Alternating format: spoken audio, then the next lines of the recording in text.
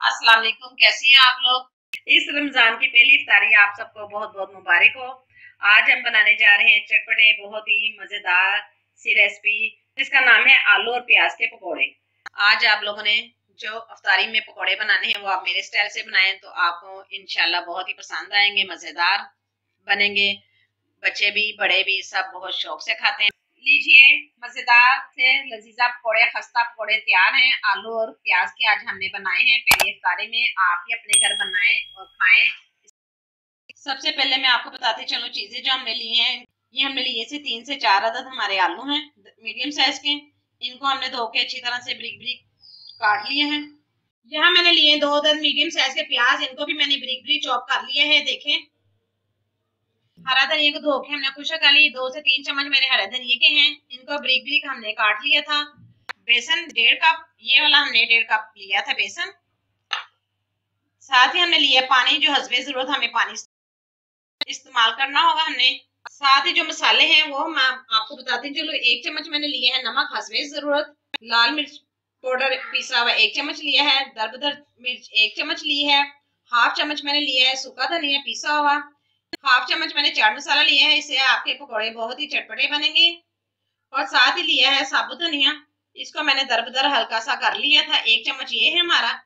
और साथ ही भुना हुआ जीरे का हाफ चम्मच लिया है। पकौड़ों में खुशबू बहुत अच्छी आती है। जब भी आप जीरा डालें पकौड़ों में तो आपने भुना हुआ जीरा जरूर डालना है। साथ ही मैंने इसको दरबदर भी हल्का सा कर लिया था, ये देखें। अब इन सब चीजों की मदद से हम आपको बनाना दिखाते हैं आलू और प्याज के पकौड़े।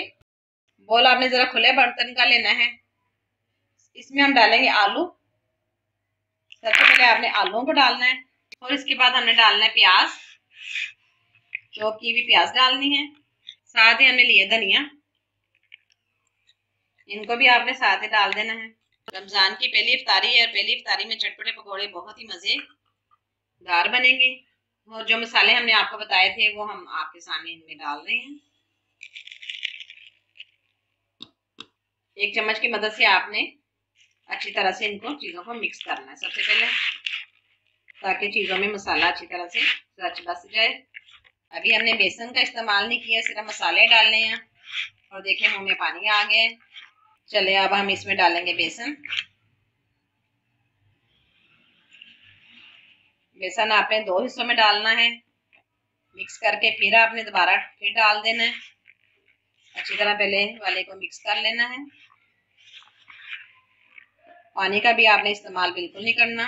अब पकाया जो बेसन है वो भी हम इसके अंदर डाल देंगे।